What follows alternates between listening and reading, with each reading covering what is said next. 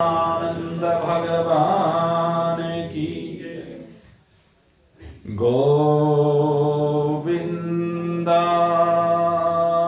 नमो नमः। श्री कृष्णाय नमो नमः। नारायणाय नमोस्तुते। यम संन्यासमिति प्राहुर्योगं तम विद्धि पाण्डव। न हि संन्यस्त संकल्पो योगी भवति कश्चन। उपस्थित परम सौभाग्यशाली भगवत प्रिय है भगवत भक्त वृंद, कल अत्यंत उत्साह के साथ हमने भगवान श्री राम का पुनर्प्रकटोत्सव अत्यंत धूमधाम के साथ मनाया। ये हमारे हृदय के भाव, ये हृदय की टीस जो बड़े लंबे समय से थी, उसके कारण से इन भावों का बनना संभव हुआ। जन जन के हृदय में बसने वाले राम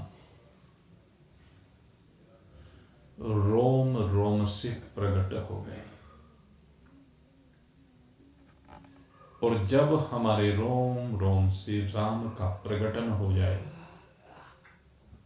तो रोम रोम में बसने वाले राम की असीम कृपा हमारे ऊपर हो जाती है। आज भगवान श्री कृष्ण इस श्रीमद् भगवद गीता के 6वें अध्याय में हमें उस ओर लेकर के जाते हैं। वो उपाय बताते हैं जिसके द्वारा रोम रोम से राम का प्रकटन हो जाता है। रोम रोम में बसने वाला राम, चराचर जगत में व्याप्त राम, जिसकी हम अनुभूति नहीं कर पा रहे हैं, उसकी अनुभूति हो जाती है। और ये अनुभूति कब होती है? कहते यम संन्यासमिति प्राहुर्योगम। भगवान कहते हैं कि जो ये संन्यास है ना, ये सिद्धि संन्यास से प्राप्त होती है। संन्यास कहते हैं त्याग को। हमारी जन्म जन्मांतर से जो आसक्ति है संसार में, संसार के पदार्थों में जो चिपकाव है, संसार के पदार्थों की जो लालसा है, वह हमें सन्यासी नहीं बनने देती है। और भगवान कहते हैं जब तक तू सन्यासी नहीं बनेगा तब तक मैं प्रकट नहीं हो सकता। लेकिन वास्तव में सन्यास है क्या, तुझे ये समझना पड़ेगा। मैं तुझे ये नहीं कहता हूं कि संसार में जब इस शरीर के माध्यम से तू यात्रा कर रहा है तो तू वस्त्रों को मत पहन, तू भोजन को मत कर, जो दायित्व तुझे दिया गया उसका निर्वहन मत कर। कहते मैं इस चीज को मना नहीं करता हूं, ये बनाया ही तेरे लिए गया है। बस मैं ये कहता हूं इसका अपनी आवश्यकता के अनुसार, अपने शरीर निर्वाह की जो आवश्यकता है उसके अनुसार सदुपयोग करना सीख। अगर तू सदुपयोग करना सीख गया तो तू सन्यासी हो गया। सन्यास का अर्थ ही यही है। जो तृष्णा है अर्थात जो भूख है, जितनी भूख है बस उतना, उससे अधिक की जो लालसा है वही तेरे सन्यास में बाधक है। वो जो अधिक की भूख होने के कारण से तू रोज मारा मारा फिरता है, वो जो तू बच्चों की भूख को शांत करने के लिए मारा मारा फिरता, कौन सी भूख? कहते जो रोज नित्य की भूख है उसकी बात मैं नहीं करता हूं, वो तो तृप्ति तेरे को करनी ही पड़ेगी, वो प्रबंध तो तेरे को करना पड़ेगा। भूख वो कहलाती है जो तेरी आवश्यकताएं हैं उससे अधिक बारंबार बारंबार जब तुझे नहीं मिल रहा है तो उसके लिए तू अनर्थ करता है। तो उसके लिए न जाने क्या क्या शास्त्र विरुद्ध कार्य करता है, निषिद्ध कर्म करता है। कहते हैं इसको कहते हैं आसक्ति का असली कारण। ये है असली आसक्ति का कारण, ये है तेरी पतन का कारण, ये है तेरे सन्यास में बाधक।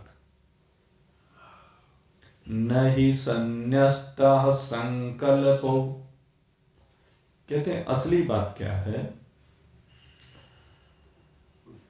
तेरे संकल्प। सबसे बड़ी समस्या संकल्पों की है। तेरे जो संकल्प हैं वो तेरे सन्यास में बाधक है, और जब तक तू सन्यासी नहीं हो सकता तब तक तू योगी नहीं हो सकता। नहीं संन्यस्तः संकल्पो योगी भवति कश्चन है। योगी भवति कश्चन है, किसी भी प्रकार से तू योगी नहीं बन सकता, किसी भी प्रकार से तेरा परमात्मा से मिलन नहीं हो सकता जब तक तेरे जीवन में संन्यास नहीं होगा। और मैं इस बात को फिर स्पष्ट कर दूं, संन्यास का अर्थ वस्त्रों को धारण कर लेने से, भगवा वस्त्रों को धारण कर लेने से नहीं है। संन्यास का भाव है त्याग, सम्यक त्याग, संकल्पों का त्याग। ये संकल्प ही हैं जो तुझे भ्रमित किए हुए बैठे हैं। ये संकल्प ही हैं जो रोज तुझे जला रहे हैं। अरे यहां जलने के लिए नहीं आया है, यहां मरने के लिए नहीं आया है। तू इस बात को समझ ले, ये जो मनुष्य शरीर तुझे मिला है ये मरने के लिए बिल्कुल नहीं मिला है। ये मनुष्य शरीर भगवान ने तुझे तरने के लिए दिया है। ये तन तरने की नौका है। यह तन इस भव सागर से पार जाने के लिए नौका मिली। इस नौका में गुरु रूपी मल्लाह को बैठा दे, और गुरु रूपी मल्लाह जब इसका खेवटिया बनकर के इस नाव को खेगा भव सागर में, तो भव से पार उतार देगा। लेकिन गुरु को अपनी नैया में वो बैठा सकता है जो अपने संकल्पों को गर्त में डाल दे, कुएं में डाल दे। कौन से संकल्प को? जो वासनाएं हैं, उन वासनाओं की बात हो रही है। संकल्प तो एक शिव संकल्प भी होता है, शिव संकल्प को नहीं, शिव संकल्प को हृदय में धारण करके जो अशिव है उन संकल्पों को गर्त में डाल दे और विचारधारा को सकारात्मक बना। पॉजिटिविटी जीवन में होनी बहुत जरूरी है। आज एक बहुत सुंदर दृष्टांत सुनने को मिला और वो दृष्टांत सुनकर के बड़ा अच्छा लगा। पहले भी अनेकानेक बार इस तरह की चर्चाएं हो चुकी हैं, लेकिन ये दृष्टांत एक बहुत सुंदर अच्छा आपको लगेगा। एक बहुत अच्छे संत, मैं कहूंगा मेरे गुरुदेव, उनके पास दो व्यक्ति गए और दो व्यक्ति जो गए तो पहला व्यक्ति जो था वो बड़ा संपन्न व्यक्ति था, हर तरह की मौज थी उसके पास। महाराज जी ने उससे पूछा, कहो कैसे हो? कहने लगे कि बहुत आनंद में हूं, भगवान की बड़ी कृपा है। और गुरुजी एक बात कहना चाहता हूं। कहने लगे, कहो भाई क्या कहना चाहते हो? कहने लगे, मैंने सुना है आप भगवान के बहुत निकट हो, मैंने सुना है आप भगवान से इतने निकट हो, उनके इतने प्रेमी हो कि आपकी भगवान जी से बात हो जाती है। कहने लगे, भाई तू अपना प्रयोजन बता। कहला जी प्रयोजन ये है, भगवान ने इतनी कृपा की है, मैं चाहता हूं भगवान जी को ये कहना, आप अगर यदि आपकी बात होती है कि मुझे बस और कृपा नहीं चाहिए, बहुत हो गई, अब और नहीं बस। कहने लगे, अच्छा भाई। अब दूसरा व्यक्ति बैठा हुआ था, कहने लगे, महाराज जी जब आपकी भगवान जी से बात होती है तो जरा सी मेरे बारे में भी बात कर लेना। कहने लगे, क्या बात करूं? कहने लगे, जी बस एक ही कपड़ा मिला, एक समय का भोजन भी मुश्किल से मिलता है। कहने लगे, मेरे ऊपर कुछ कृपा कर दे। महाराज जी कहने, अच्छा भाई ठीक है। बात आई गई हो गई। कुछ दिनों के बाद फिर से दोनों का इकट्ठे आगमन हुआ और जब इकट्ठे आगमन हुआ तो उस सेठ जी ने कहा, गुरुदेव भगवान की कृपा तो अब भी भरपूर हो रही है। कहने लगे, भाई मेरी बात हुई थी भगवान जी से तेरे बारे में। उन्होंने कहा कि एक काम कर, जो भगवान की कृपा हो रही है और तू जो कहता है कि भगवान आपने बड़ी कृपा की है, बड़ी कृपा की, आपका धन्यवाद है, आपको नमन है, बारंबार कहता है तू। कहने लगे, ये कहना छोड़ दे। कहने लगे, ये कहना कैसे छोड़ दूं, जब उसने कृपा कर रखी है तो उसको भला मैं कैसे भूल जाऊं? ऐसा तो संभव ही नहीं है। मैं कैसे कह सकता हूं कि भगवान तेरी कृपा नहीं हो रही है? कहने लगे, तो भाई फिर ये भी नहीं हो सकता कि भगवान की कृपा और ना हो।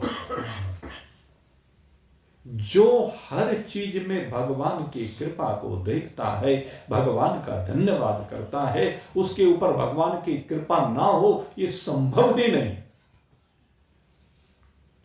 फिर दूसरा वो कहने लगे, गुरुदेव मेरे बारे में भी कुछ बात की क्या? कि हाँ की। कहने तो रोज रोता ही रहता है, रोता ही रहता है, ये नहीं है, ये नहीं है, ये नहीं है। कहने लगे रोना बंद कर, और भगवान ने जो कुछ दिया है उससे संतुष्ट रहना सीख। जितना भगवान ने दिया है उससे संतुष्ट रहना सीख। कहने लगे कुछ दिया ही नहीं, कैसे संतुष्ट हो जाऊं? एक जोड़ी कपड़े भी कहीं जाना पड़े तो उसके लिए कोई नया कपड़ा नहीं है, इसी को रात को धो देता हूं, सुबह फिर पहन लेता हूं, अब क्या धन्यवाद करूं? कहने लगे इसी के लिए धन्यवाद कर। क्या धन्यवाद कर? कहने लगे तुझे 2 आंखें दी हैं जिससे तू संसार को देख रहा है, इसके लिए भगवान का धन्यवाद कर। सुनने के लिए 2 कान दिए हैं, इसके लिए भगवान का धन्यवाद कर। तेरे शरीर में कोई बीमारी नहीं दी है, इसके लिए भगवान का धन्यवाद कर। अरे भगवान का धन्यवाद तो तू पल पल चिंतन करके देख। रात को सोते सोते कितने लोग प्राण त्याग देते हैं, जब तू सुबह उठे तो सुबह उठ करके भगवान का धन्यवाद कर कि भगवान तूने आज फिर से जीवन दिया है। ये भगवान की कृपा है। भगवान की कृपा को देखना चाहिए। भगवान की कृपा जहां जिस रूप में जैसे भी हो रही है उसको अनुभूत करके भगवान का धन्यवाद करना शुरू कर दे। अगर तू भगवान का धन्यवाद करना शुरू कर देगा तो भगवान की कृपा तेरे ऊपर बढ़ती चली जाएगी। तो मेरे मित्रों, ये है पॉजिटिव थिंकिंग। हमारे यहाँ शास्त्र पॉजिटिव थिंकिंग ही हमें परोसता है। हम सारी जिंदगी ये जो संकल्पों में जीते हैं, ये जो अपने मन के संकल्पों को संसार में बिखेरते हैं और उन संकल्पों को बिखेर करके उनसे मोती चुगना चाहते हैं, लेकिन चुग नहीं पाते। तो मेरे मित्रों, क्यों नहीं चुग पाते? उसके पीछे कारण है। संकल्प शुभ होने चाहिए। अगर शुभ संकल्पों के माध्यम से आप संसार में आगे बढ़ोगे तो भगवान की कृपा ना हो, ऐसा कैसे हो सकता है? तन में मनः शुभ संकल्पमस्तु, तन में मनः सत्य संकल्पमस्तु। तेरा मन जब शुभ संकल्पों से संयुक्त होकर के, सत्य संकल्पों से संयुक्त होकर के संसार में आगे बढ़ेगा और भगवान की कृपा को बिखेरेगा तो संसार में, तो भगवान की कृपा बढ़ती चली जाएगी। और किस रूप में बढ़ती चली जाएगी?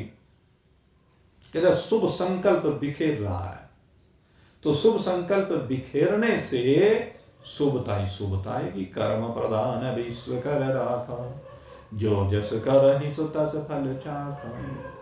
जब तू शुभता को परेसेगा तो शुभता ही आएगी, ये विधान है। लेकिन जब तेरे संकल्प नेगेटिविटी से संयुक्त होंगे, नकारात्मक से संयुक्त होंगे, ये नकारात्मकता तेरे जीवन का विनाश कर देगी। अशुभ संकल्पों को छोड़ेगा, ये नहीं है, ये नहीं है, नहीं ऐसा नहीं है, वैसा नहीं है, इसने ये कर दिया, उसने ये कर दिया, और सारे दिन खिचड़ी पकती रहती है।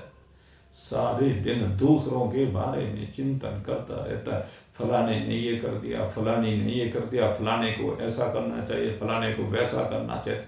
अरे तू सबको कुएं में डाल।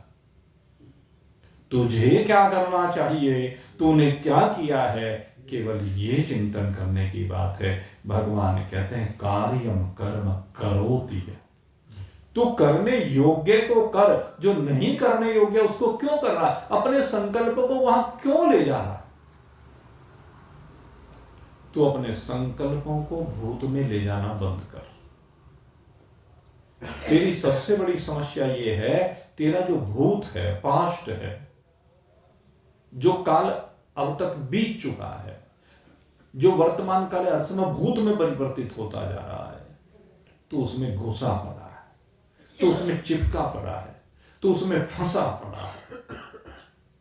वर्तमान में जीना सीख। जब वर्तमान में जिएगा, वर्तमान के बारे में चिंतन करेगा और वर्तमान के बारे में शुभ संकल्प करेगा, तो तुझे संन्यास की वो विधा मिल जाएगी जिसके द्वारा तेरा योग भगवान से हो जाएगा। मनुष्य का जो शरीर भगवान ने तुझे दिया है, ये शरीर इस काम के लिए मिला है, वर्तमान में जीना, शुभता में जीना। अशुभता में क्यों जीते हो? बुराइयों में क्यों जीते हो? एक कहावत है कि जैसा करो संग वैसा चढ़े रंग। तो अगर संग का रंग चढ़ता है तो शुभता के संकल्पों वाला रंग चढ़ाओ ना, अशुभता के संकल्पों का रंग क्यों चढ़ाते हो? ऐसे व्यक्तियों के बारे में क्यों सोचते हो जो अशुभता से संयुक्त जीवन को जीते हैं? अशुभता से संयुक्त जीवन को जीने वालों के बारे में न सोचने की जरूरत है, न उनका संग करने की जरूरत है। उनसे तो दूर ही रहने में फायदा है। क्योंकि एक कहावत है, अगर कोयले की दलाली करोगे तो ऐसा नहीं हो सकता कि आपके कपड़े काले ना हो। कोयले की दुकान पर जाओ, जहां को भी निकल जाओगे, चाहे कोयले के पास भी ना जाओ, उसके ऑफिस में ही बैठ जाओ तो भी काले होकर के आओगे। अरे आप कोयले के पास नहीं गए, लेकिन जो कोयले का काम करने वाला है वो तो हर समय कोयले में रहता है। उसके कपड़ों पर लगकर, उसके शरीर पर लग करके वहां जितना भी सामान रखा हुआ है उस सब में काली कांति चली जाती है। और जब आप वहां जाकर के बैठते हैं तो वो काली आपके कपड़ों को लगेगी ही। ऐसा कोई कारण नहीं है कि वो काली आपके कपड़ों पर ना लगे। अब आपको अगर यदि काली को नहीं लगाना है तो फिर उस संग को छोड़ना पड़ेगा। तो भूतकाल क्या है? वो कोयला है।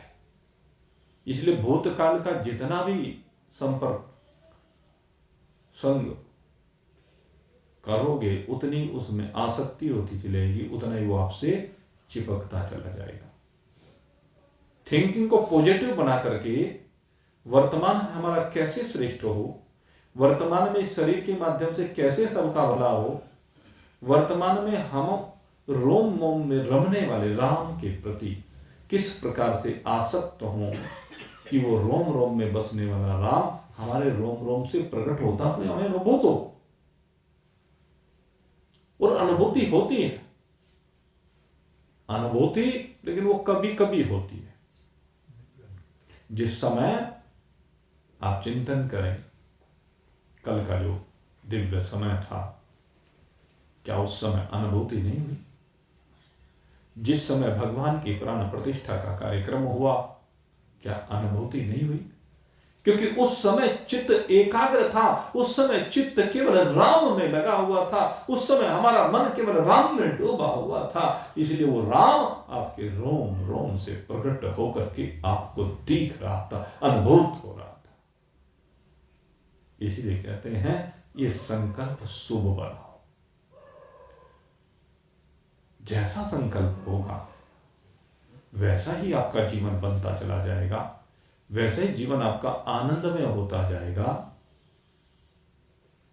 आनंदमय जीवन को बनाना है, और आनंदमय जीवन को बनाने के लिए न ही संन्यस्त संकल्पो योगी भवति कश्चन। मन में जो स्फुरणाएं हैं, मन में जो तरह तरह की यादें बैठी हुई हैं, जिनके साथ मन चिपका हुआ है, वो प्रिय हो अप्रिय हो, कहते हैं उनका त्याग किए बिना अगर कोई सोचे कि मैं भगवान से मिल जाऊंगा, परमात्मा के साथ एक रूप हो जाऊंगा, तो कदापि नहीं हो सकता। जब आप इस बात की इच्छा रखते हैं, आप सत्संग में आते हैं, प्रतिदिन सत्संग करते हैं, तो सत्संग के पीछे आपका भाव क्या है? हो सकता है आप शुभता के लिए संकल्प में आ रहे हों, आपको उद्देश्य का पता ना हो, कुछ लोग ऐसे भी हो सकते हैं लेकिन जिनको नहीं भी पता है, वो उद्देश्य है अंदर हृदय में छिपा हुआ है, भले हमें उसका ज्ञान नहीं है। उद्देश्य क्या है? चैन है, शांति है, आनंद है, सुख है। और जिनको पता है कहते ये तो परमात्मा है। ये शांति, चैन, आनंद, सुख, यही तो परमात्मा है। इसी को पाने के लिए सब आते हैं। तो कहते हैं अगर इसको पाना चाहते हो तो इसको पाने के लिए पहले जिसमें आप घुसे हुए हो उसको छोड़ना पड़ेगा। जब तक पहले कूड़े कचरे को नहीं छोड़े हुए तो तब तक फिर हीरे मोती कैसे जीवन में आएंगे। घर में अगर कूड़ा कचरा खाली नहीं करोगे, घर भर रखा है कूड़े कचरे से। कूड़ा कचरा किसे कहते हैं? घर में कूड़ा कचरा हम किसे कहते हैं? वो होता है कूड़ा कचरा जो सामान हमारे उपयोग का नहीं है, जो हमारे किसी काम में नहीं आता। साल हो गया, 2 हो गए, 5 हो गए, 10 साल, और आज तक एक बार हमारे काम में नहीं, आप उसको घर में क्यों भर रखा है भाई? इसी को कूड़ा कचरा कहते हैं। ये कूड़ा कचरा निकालिए अपने अंदर से। जो हमने जन्म जन्मांतर से इस अंतःकरण में कूड़ा कचरा भर रखा है, उसे निकालिए इस अंतःकरण से। उन संकल्पों को निकालिए अंतःकरण से। उनको चिता में रख करके एक बार उसमें आग लगा दीजिए और संकल्प रहित हो जाइए। जिस समय आप संकल्प रहित हो जाएंगे, जैसे संकल्प रहित होंगे, आप समझ लेना उसी समय परमात्मा के साथ आपका योग हो जाएगा। ये संकल्प रहितता सबसे ज्यादा अनिवार्य है। यही आपको आनंद परोसेगी। आनंद इस संकल्प रहितता में ही है। और फिर आपके रोम रोम में आनंद होगा। रोम रोम आपका रोमांचित होगा। मैं गुण गावत पुलक शरीरा, गद गद गिरा नयन बहनीरा। कहते हैं भगवान के गुणानुवाद गाते गाते। संसार के गुणानुवाद गाने से क्या मिल रहा है? दुख के अलावा कुछ नहीं मिलता। संसार की चाहे प्रशंसा कर लो चाहे निंदा कर लो, आपको उन दोनों से कुछ भी मिलने वाला नहीं। वो व्यक्त कर रहे हैं समय को। लेकिन भगवान कहते हैं मम गुण गावत पुलक शरीरा। लेकिन अगर भगवान का गुणानुवाद गाओगे तो आपका शरीर पुलकित हो जाएगा। आपकी आंखों से गद गद गिरा नैन बह नीरा। आपकी आंखों से आंसू बहने लगेंगे। आपकी आंखों से झर झर झर करके प्रेमाश्रुओं का प्रवाह होने लगेगा। आंसू तो ये भी हैं और आंसू वो भी हैं जो दुष्टों के संग में बहते हैं। लेकिन दोनों आंसुओं में जमीन आसमान का अंतर है। जो दुष्टों के संग से, उनके कुकृत्य से, उनके द्वारा पहुंचाई गई पीड़ा से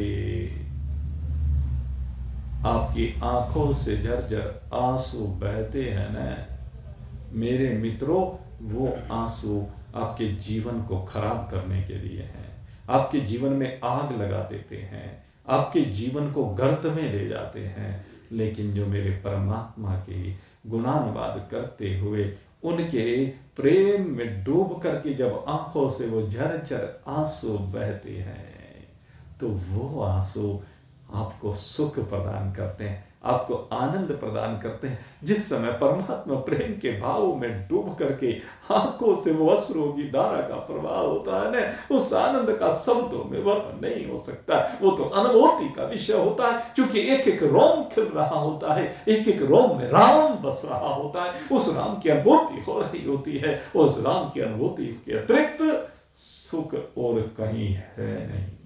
भगवान कहते हैं वही योगी है जो मेरे इन भावों में डूबा रहता है, मेरे इन भावों का संग करके आनंद लेता रहता है।